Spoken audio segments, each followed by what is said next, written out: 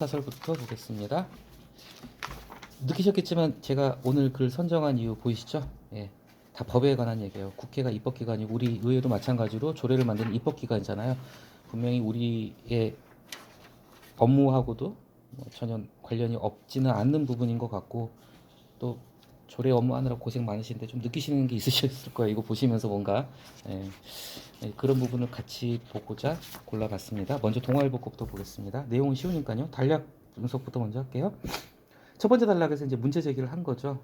이제 쏟아지는 레커법들이 이런 게 있다는 걸 얘기했고요. 두 번째 단락에서는 좀 더 구체화해서 이걸 비판을 하기 위해서, 결국은 기승전 비판이잖아요. 사설이라는 게 비판을 하기 위해서 이제 좀 더 구체화한 거예요. 정말 말도 안 되는 짓을 너네가 하고 있지 않느냐. 그 다음에 이제 이 세 번째 단락에서는 결국은 이런 레커법 경쟁이 빚어내는 문제점이 이 세 번째 단락이 어떻게 보면 핵심입니다. 이 사설의 주제 포인트는요, 세 번째 단락의 이 문장 같아요. 정작 필요한 민생 법안이 제때 처리되지 못한다는 그 부작용. 어차피 국회도 마찬가지잖아요. 국회의원들이나 보좌관들이나 국회 사무처 직원들이나 인력은 한정돼 있고, 이 사람들이 뭐 매일 밤새서 일하는 것도 아니잖아요. 시간적인 한계가 있기 때문에 이런 렉합법 경쟁에 쏟아지는 법안 때문에 정작 중요하고 당장 처리해야 될 법안들을 제대로 심사하지 못하거나 소홀히 할 수 있다는 그런 우려, 문제점을 갖다가 언급을 했고, 그래서 마지막 단락에서 결론적으로 기승전 정신 차려라 이런 얘기겠죠. 저도 이제 처음 본 용어인데 레카밥이란 말이 있었나 봐요. 저는 오늘 처음 봤습니다. 자, 이 레카밥하고 경쟁 제목에 이렇게 나와 있잖아요. 이거는 맨 마지막 문장으로 이어집니다. 이 레카밥 자체가 뭐냐면 맨 마지막 문장에 입법기관의 비효율과 낭비, 이게 바로 레카밥의 부작용이잖아요. 입법기관의 비효율과 낭비. 결국 이게 레카밥의 문제고, 이 경쟁이라는 거는 우리가 선의의 경쟁이 아니라는 거죠. 이 경쟁은 어디까지나 시선 끌기형 경쟁이라는 거. 마지막 문장, 제목하고 마지막 문장하고 이어진다고 생각을 합니다. 레카밥은 입법기관의 비효율과 낭비를 부르고, 이 경쟁이라는 건 결국 선의의 경쟁, 좋은 의도의 경쟁이 아니라 실적 쌓기형, 시선 끌기형 법안 발의 경쟁이 아니냐. 지칭해서 얘기하지 않겠습니다. 시선 끌기형, 실적 쌓기형, 어서 많이 가까운 곳에 있는 얘기 같기도 합니다. 첫 번째 단락, 뭐 내용은 어렵지 않으니까요. 다 아시는 내용이잖아요. 지금 뭔가 큰 현안이 발생할 때마다 이게 한 국회의원이 하나의 법안을 내는 게 아니라 유사 법안이 이렇게 많이 쏟아진대요. 당장 우리 경기북부 특별자치도의 것만 해도요, 제가 알기로는 비슷비슷한 내용의 법이 4개인가가 계류가 되어 있는 걸로 알고 있어요. 심지어는 발의 서명도 중복해서 했더라고요. 북부권 국회의원들 같은 경우는 이 법에도 발의하고 저 법에도 동의 서명하고 막 이래가지고, 그래서 이제 이런 문제들이 있다는 거. 이제 체계하고 자구 심사, 이게 이제 어떻게 보면 법을 만드는 데서 제일 중요한 부분이잖아요. 이제 우리 팀에서 하는 일이 바로 이런 부분들이고요. 계속 계류된 상태다. 뭐 김남국, 후쿠시마 이럴 때마다 뭔가 이슈가 터지면은 막 경쟁적으로 이제 법을 쏟아내는 거죠. 그래서 교통사고 현장에 우르르 몰려가는 레커차처럼, 레커차들 그런 데잖아요. 경찰 무전 도청하잖아요, 얘들은. 그래서 어디 사고 터졌다 그러면은 경찰차보다 먼저 도착을 한답니다. 레커차들이. 선착순이래요. 먼저 도착한 사람들이 그 사고를 수습하는 거죠. 두 번째 단락은 아까 말씀드린 것처럼 좀 더 이제 구체화했습니다. 이제 데이터를 넣은 거예요. 앞에서도 데이터가 나왔지만은 헬로윈 때 35건, 25건, 뭐 LH 신당역 스토킹, 말 그대로 경쟁적으로, 심지어 토시만 살짝 바꾸는 수준. 자, 이런 경우에 좀 체계 잡구 심사도 중요하지만은 우리 조례도 마찬가지지만 다른 법률과의 충돌 가능성이나 위헌 소지 이런 것도 살펴봐야 되는데, 이런 걸 세심하게 살피지 않고 그냥 일단 쏟아 내놓고 본다는 거죠. 우리 이지원 관님께서 또 너무나도 이 실상을 잘 아시겠지만은, 그냥 이거 쌓여만 있는 거죠. 제대로 처리도 안 되고 반짝 관심을 보이는 이유로 그때가 지나고 나면 나몰라라식으로 손을 놔버린 거죠. 정말 정확한 표현인 것 같습니다. 그래서 이제 세 번째 단락이 제일 중요한 건데요. 왜 이 레카법이 문제가 되는지, 바로 행정적 낭비와 부실심사. 그래서 정작 필요한 꼭 처리돼야 될 법안이 제때 처리되지 못한다, 이런 거죠. 그래서 이 레커법 경쟁의 문제점은 바로 이제 이 세 번째 단락의 첫 문장, 두째 문장이고요. 그러지 않아도 뒷부분은 이걸 갖다 뒷받침해주는 단락입니다. 왜냐면은 왜 제때 처리되지 못하느냐? 그러지 않은 그 이유가 뭐냐? 그러니까 의원들의 실적 경쟁을 해서 개인 1인당 발의 건수가 너무 많이 이제 포화 상태로 간다는 거죠. 이렇게 되면 제대로 의원 한 사람이 어떻게 이 법안들을 다 들여다볼 수 있겠는가? 제때 처리 못된다. 이제 이런 얘기를 하는 거죠. 그래서 마지막 단락의 결론은 하지 마죠. 뭐 하지 마. 정책적 고민 의문스럽죠. 그래서 법제실 검토를 의무화하고, 뭐 제도 장치도 강화하고, 입법 영향 분석도 시행하고, 이런 걸 강화해라. 그래서 내용은 그렇게 어렵지 않고 문단 구조도 굉장히 평이한 그런 글이었습니다. 근데 저는 우리 업무랑도 좀 연관이 되는 부분인 것 같고요. 그래서 한번 골라봤고, 제가 이 글을 고른 이유는 마침 또 국회의 역할, 법에 대한 부분이 또 이제 이 글하고 바로 어떻게 보면은 그대로 맥락이 이어지는 것 같아요. 매경 10평입니다. 이 글 쓰신 분이 강일원 전 헌법재판관이세요. 어설프게 법공부를 좀 했지만 헌법재판관은 거의가 아니라 사실 대법관하고 동급입니다. 판사로서 갈 수 있는 최고의 위치로 간 분들이죠. 예, 얼마나 오죽 답답했으면 이런 기고를 하셨을까. 잘 쓰여진 글입니다. 첫 번째 단락부터 볼게요. 제가 좀 약간 배경 설명 조금씩 하면서 말씀드리겠습니다. 보고 좀 처음 아신 분들도 있었을 거예요. 우리가 1945년에 해방이 되고 1948년도에 정부가 수립됐잖아요. 근데 1960년도까지 우리 민법이 없었어요. 일본 민법 그대로, 정확히 얘기하자면 일본 제국주의 민법을 갖다가 당시 이제 조선 총독부에서 가져온 거죠. 의용민법이라고 그럽니다. 일본 민법을 우리가 쓰고 있었어요. 10년 동안이나. 굉장히 충격적이죠. 이게 사실입니다, 진짜로. 게다가 60년대 민법을 새로 만든답시고 만들었는데 사실상 구민법, 그 전에 쓰던 일본 민법 그대로 베꼈어요. 별 차이 없었어요. 근데 이 민법이라는 거는 이 법이, 민법이라는 법은요, 프랑스 법계가 있고 독일 법계가 있어요. 이제 라틴 법계열하고 게르만 법계열이라고 보통 얘기를 하는데, 이 일본 민법 자체가 이 프랑스 법과 독일 법을 적절히 짬뽕한 법이에요, 사실은. 그래서 이 뒤에 나오지만 독일 민법을 수용한 물권법의 일부 규정을 제외하면 일본과 같은 뭐 그렇게 되는데, 민법은 지난 60년 동안 개정은 진짜 많이 됐어요. 그런데 다 뭐냐면 가족법하고 상속법 개정이지, 그 민법 파트가 크게 보면은 총칙이 있고요. 그 다음에 물권이 있고 채권이 있고 친족 상속이 있는데, 정작 중요한 총칙하고 물권 채권은 사실 거의 건드린 게 없었고 가족 상속법만 주로 개정을 했었어요. 물론 제 기억에는 2000년대 초반인가 한번 민법을 좀 크게 개정을 하긴 했습니다. 그래서 그 전에 우리가 금치산자, 한정치산자라는 용어를 썼는데, 이걸 갖다가 한정후견인, 뭐 후견인 제도로 바꾼 거 외에는 크게 바꾼 게 없었어요. 그래서 일본식 표현 그대로 남아 있고요. 예, 좀 문제가 굉장히 많습니다. 그런데 저도 제가 옛날에 그 사법시험 준비하면서 의문을 가졌던 게, 왜 국회에서 이 민법 개정에 대해서 되게 소극적일까? 의외로 국회에서 좀 소극적이었어요. 별로 신경을 안 썼고 주도적으로 법무부에서 몇 차례 개정 움직임을 했는데, 가족법, 상속법 개정에는 재산법 쪽은 거의 안 건드리고 지금까지 온 상태입니다. 그래서 첫 번째 단락에서는 이 민법 개정이 정말 중요한 작업이고 필요한 작업인데 진전이 없다는 걸 갖다가 좀 소개를 해 준 것이죠. 그 다음에 이제 두 번째 단락에서는 이 현행 민법의 문제점, 개정이 안 되고 있으니까 낡았잖아요, 법이. 근데 낡은 것도 문제지만 그 중에서 가장 문제가 되는 게 바로 그 외색을 떨치지 못하는 것, 일본의 색깔을 아직도 담고 있다는 걸 갖다가 이제 좀 부연을 하고 있습니다. 마치 이제 헌민형이라고 그러는데 기본 3법이라고 그러거든요. 헌민형을 갖다가 가장 기본적인, 우리 법체의 가장 기본이 되는 법이에요. 물론 헌법은 대한민국 정부 수립하면서 만들었어요. 헌법을 일본 건 썼다는 건 말이 안 되죠. 1948년도에 헌법 7월 17일 날 헌법을 공포를 했죠. 그리고 1948년 8월 15일 날 정부를 수립했어요. 근데 이 민법하고 형법은 아직도 일본의 그늘에서 벗어나지 못하고 있는 게 진짜 사실입니다. 형법도 문제인데 이제 이 민법도 마찬가지, 문제가 안고 있다는 거죠. 이게 사실 법만 놓고 보면 굉장히 창피한 거예요. 그대로 일본의 법을 그대로 갖다 쓰고 있으니까. 근데 또 이렇게 볼 수 있는 게, 일본도 뭐 얘네가 그렇게 스마트한 애들은 아니에요. 일본도 자기들이 창조적으로 민법을 만들고 형법 만든 게 아니라 얘들도 다 독일법 그대로 가져와서 뺏긴 거예요, 사실은. 그래서 우리나라 민법이나 형법이 다 결국은 독일 민법 형법이라고 보시면 돼요. 독일 색깔이 가장 강한. 그래서 뭐 법대생들 유학 가는 게 다 독일로 가죠. 왜냐면은 우리 법의 모태가 되는 게 독일법이거든요, 게르만법. 두 번째 단락에서는 이 일본 색깔을 벗어나지 못하는 걸 또 지적을 했죠. 근데 세 번째 단락에서 이제 하고 싶은 얘기를 하기 시작한 거예요. 뭐냐? 국회를 비판하기 위해서 얘기를 꺼냈죠. 대전제를 먼저 해놨습니다. 법률의 제정과 개정은 뭐니 뭐니 해도, 물론 우리처럼 집행부 발의도 저쪽에 있지만은 입법부가 괜히 입법부가 아니죠. 법을 세운다 해서 입법부입니다. 세울 입자 써서. 그래서 국회 너네가 법률을 제정하고 개정하는 게 국회 책무다. 책무는 책임과 의무의 합친 말이죠. 책임이기도 하고 의무이기도 하다는 거죠.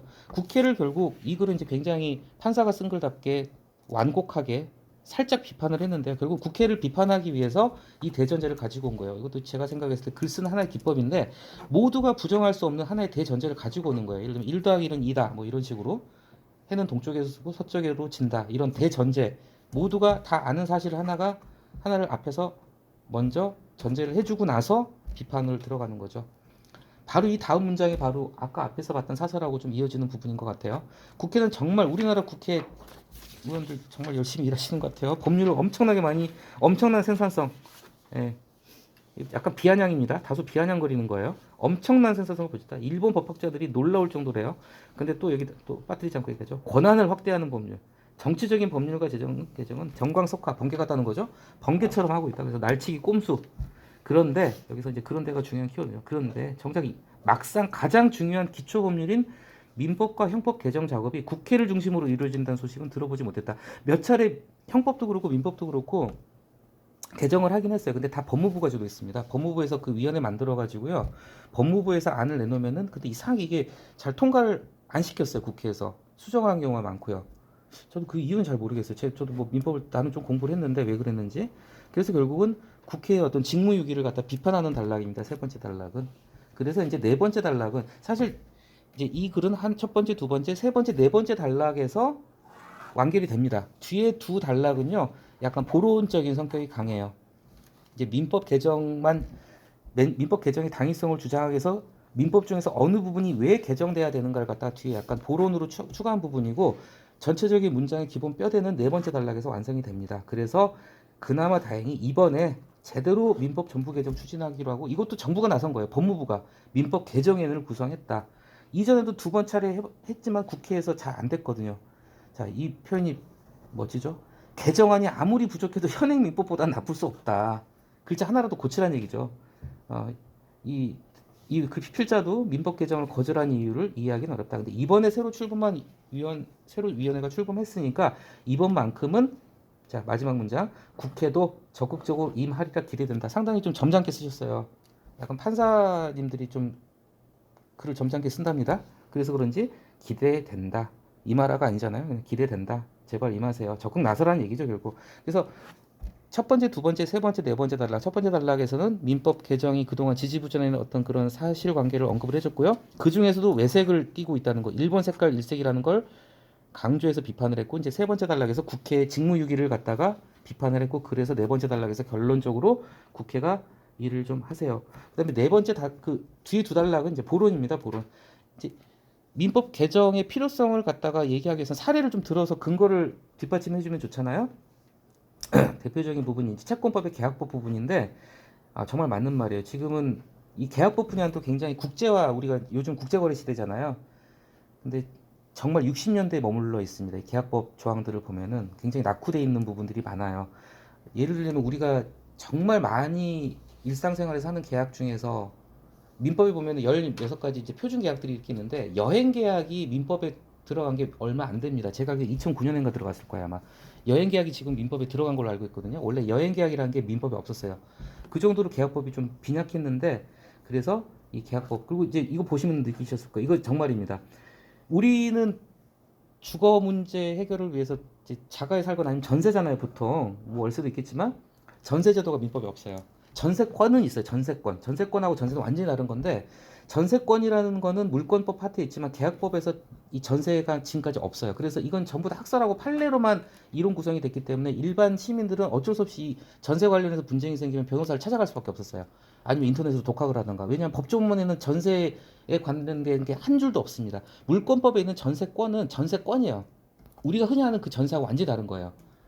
그래서 이 전세 제도가 없다는 걸 갖다가 중요한 근거로 들면서 법 고쳐라. 예, 이렇게. 그다음에 두 번째 이제 끝에 마지막 단락이죠. 이제 물권법 분야에서도 부동산 등기제도 이거는 정말 맞는 게 우리나라는 전 세계 최고 수준입니다. 이 선거제도하고 부동산 등기제도는 대한민국이 전 세계 우주에서 최강입니다. 이 부동산 지금 전산 등기제도는요 진짜 완벽에 가까울 정도로 이거는 우리나라 그 어떤 뭐 사전 투표 하잖아요. 우리나라 그 전자 투표 시스템하고 이 전산 등기 시스템은 다른 나라에서 배우러 온대요. 이런 시스템은 우리가 인터넷 강국이기 때문에 가능한 부분인데 그런데 제도는 시스템을 이렇게 잘 갖췄는데 법 자체는 진짜 구닥다리 법이에요. 100년 전 법이 그대로거든요. 물권법 보면은 정말 조선시대 냄새가 날 정도입니다. 진짜로 좀 심해요. 그래서 이 물권법도 좀 고쳐야 된다. 그래서 이 뒤에 두 파트는 이분이 글을 쓰면서 이제 마지막에 민법을 개정해야 되는 그 구체적인 사례를 대표적으로 두 가지만 언급을 했죠. 이것만 보더라도 민법을 바꿔야 된다. 더 이상 구닥다리 법으로 두면 안 된다. 이제 이렇게 글이 간 거고요. 그리고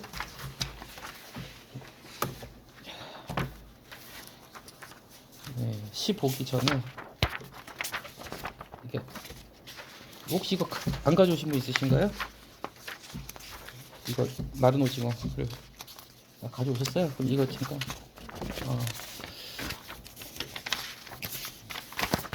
네. 정말 뭐 너무 참 졸작이지만 그래도 한번 좀 그냥 보겠습니다.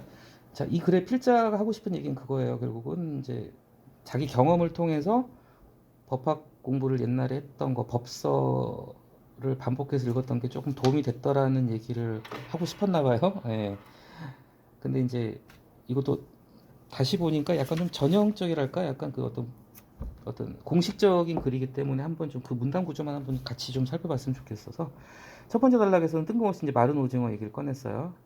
첫 번째 단락에서 뭐 법서나 글쓰기라는 얘기는 전혀 없었죠. 이제 자기 개인의 경험, 취향을 통해서 이제 글을 쓰는 고전적인 수법입니다. 이렇게 뭔가 비유의 대상으로 삼고자 하는 것에 대한 자신의 경험을 가지고 이제 얘기를 한 거죠.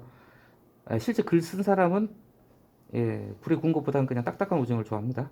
그래서 마른 오징어를 통해서 이제 물론 먹기는 힘들지만은 그래도 그 나름의 맛이 괜찮다는 얘기를 좀 어색하게 했습니다. 어금니에 힘을 싣는 수고, 더 오래 일을 움직이는 노동. 이게 이제 뒤에서 나오는 어떤 반복을 이제 은유적으로 묘사를 한 것 같습니다. 그래서 이 마른 오징어 얘기를 왜 꺼냈냐면 두 번째 단락에서 바로 세상에 참 많은 책들 중에서 이제 법서, 법학 교과서들이 바로 굽지 않아 딱딱한 마른 오징어 같다는 얘기를 했죠. 퉁명스럽고 메마른 얼굴. 굉장히 좀 처음부터 사람 기를 죽이고 시작하는 게 이제 이런 법서들이라는 걸 필자는 얘기를 하고 싶었어요. 그래서 이제 왜 법서가 마른 오징어 같냐, 왜 씹기가 힘드냐, 먹기가 불편하냐, 그걸 갖다가 구체화시킨 게 이제 세 번째 단락입니다. 이제 하고 싶은 얘기를 하기 시작한 거예요. 그래서 문장 자체가 좀 어렵고 용어가 어렵고 전문 용어들 난해하고 그리고 자, 법이라는 건 기본적으로 굉장히 촘촘한 체계성하고 논리 구성이 치밀하거든요. 그래서 이 표현을 여기서 왜 꺼냈냐면 이 필자는 뒤에 그물이라는 표현을 쓰고 싶었나 봐요. 그물망, 그리고 나중에 그물침대, 해먹으로 이어지는 나름 멋을 부리고 싶었어요, 글쓴이가. 그래서 이거 이렇게 이어온 겁니다. 실제로 그 민사소송법 교과서는요, 우리말 아니에요. 이건 읽어보면 당나라 말이에요. 이거 한자도 아니고 중국어도 아니고 당나라 말입니다. 자, 그래서 이제 네 번째 단락에서는 반복해서 뭔가를 되풀이했을 때 그래도 거기서 오는 어떤 묘미가 있다. 이거는 따지고 보면 법학만 그런 게 아니라고 봐요. 어떤 분야든지 자기 분야 공부, 뭐 자격증 공부가 됐든 학교 공부가 됐든지요. 결국은 공부라는 건 반복이잖아요. 근데 반복은 굉장히 처음에는 힘들지만 반복을 되풀이하는 과정에서 그게 나중에 희열로 다가오는 순간이 있더라고요, 보니까. 그래서 반복하는 이에게만 숨은 매력을 허락한다. 계속 씹다 보면 또 맛이 생긴다. 그래서 그 탄탄하고 정교한 이해하기 어려웠던 그물망이 나중에는 그물침대처럼 재미와 편안함으로 다가온다. 뭐 이런 표현으로 됐고요. 그 다음 단락에서는 네, 실제 이 법학이라는 학문은 학설, 그러니까 어떤 사안을 놓고 A설과 B설이 대립을 하는 경우가 굉장히 많습니다. 그러면 서로 논리를 비판을 하면서 자기 논리를 강조하기 위해서 굉장히 말로 싸우는 거거든요. 상당히 재미있는 부분이 좀 있다고들 그래요. 그래서 그 과정을 통해서 또 재미를 느낀다. 그리고 자, 판례 얘기를 하고 싶어가지고 이 얘기를 꺼낸 거예요. 이 학설 다툼이 결국 결론이 내리는 게 학설 다툼 A 교수하고 B 교수가 서로 다툰단 말이에요. 근데 결론을 내려주는 건 결국 그 공신적인 법원에서 판사가 하는 판례죠. 재판예. 그래서 그 다음 글에서는 이제 신문 사설을 쓰는 꾸준히 읽는 게 도움이 되겠지만 헌재 판례 정도 가는 게 상당히 도움이 될 것이다라는 이거는 글쓴이가 한 얘기가 아니고요. 이거는 사실 좀 많이 알려진 얘기예요. 제가 대학교 1학년 때인가 대학 교수님 중에 한 분이 그런 얘기를 했어요. 2학년 때구나. 고시 공부해서 뭐 판검사 변호사 안 돼도 좋다. 그런데 진짜 나중에 뭔가를 하기 위한 생각의 힘을 키우고 싶으면 군대 제대하고 나서 복학할 때까지 놀지 말고 6개월 동안 헌법재판소 판례집을 갖다 구해서 읽어봐라. 어렵지 않다. 헌법재판소 판례는 법에 대한 상식이나 용어 상식이 없어도 잘 읽힌다. 그거 재밌어요. 헌법재판소 판례들은 다 그런 거예요. 우리 일상을 좌지우지하는 굵직한 것들. 사형제 폐지할 것인가 말 것인가. 간통죄 결국 폐지됐죠. 다 헌법재판소에서 결정한 거예요. 호주제 폐지시켰죠. 어, 정말 중요한 우리 사회를 움직이는 판례들이 많잖아요. 뭐 아시겠지만 대통령도 날렸으니까요. 그래서 헌법재판소 판례들이 굉장히 훌륭한 글이라는 걸 갖다 얘기하면서 이게 좀 글쓰기 훈련에 많이 도움이 된다는 얘기를 했고요. 그 다음 두 단락은 뭐 개인적인 경험입니다. 결론적으로 정말 15년 동안 맨땅 헤딩해서 그냥 머리만 깨졌는데 그래도 법학 문장들을 판례들 반복해서 봤던 게 좀 나한테 좀 남았구나라는 얘기를 한 것 같습니다. 그래서 저는 이 글 중에서 제일 그래도 나쁘지 않은 표현이 그거 같아요. 넘어지는 자는 넘어지는 대신에 땅에 떨어진 뭔가를 줍게 된다. 그쵸? 앞으로 계속 달려간 사람은 못 줍습니다. 그거 넘어진 사람만 줄 수 있는 거죠. 그래서 이렇게 됐다. 뭐 어줍자는 아주 좀 바보 같은 글인데 그냥 한번 보신 김에 한번 봤고요. 그 다음에 경향신문. 이 코너 저는 제목을 보는 순간에 진짜 무릎을 쳤습니다. 시상과 세상이죠. 한자가 시상이잖아요. 시상과 세상. 약간 언어 유희적인 건데 또 시에서 느끼는 상념, 시에서 느끼는 감상을 통해서 세상을 보자. 근데 저는 이 시 보면서 좀 뭉클하더라고요. 정말 같은 기분을 느끼셨는지 모르겠지만요. 친절하게 또 이 시에 대해서 뒤에 이제 좀 해설까지 좀 나와 있죠. 그러니까 우리가 논술문만 볼 게 아니라 이런 감성적인 글을 뭐 시라 할지라도 에세이라 할지라도 이런 감성적인 글도 좀 보면은 많이 도움이 되지 않을까. 그리고 저는 이 시를 보면서 느낀 게 뭐냐면요. 우리가 시라는 게 굉장히 즉흥적이고 그 순간순간의 감성을 내뱉는 거라고 생각을 하기 쉽잖아요. 근데 아니랍니다. 가장 계산적으로 쓴 글이 시입니다. 정말 짧은 단어와 문장들로 뭔가를 만들어내기 때문에요. 그러니까 시인들은 어떻게 보면 가장 어려운 글을 쓰는 사람들이라고 저는 생각을 해요. 가장 어려운 게 파트가 시고 시의 모든 문장과 문단과 행바꿈까지 하나하나 계산되지 않는 게 없다고 봐야 돼요. 시를 쓸 때는 굉장히 계산적으로 차가운 머리로 써야 됩니다. 고구마 밭에서 자풀을 보았더니 초록의 피비린내. 뭐 우리 국어 시간이면 많이 배웠죠. 공감각적인 초록의 피비린내가 목장갑에 배었다. 자풀이 생존하는 법은 움켜쥐는 것뿐이다.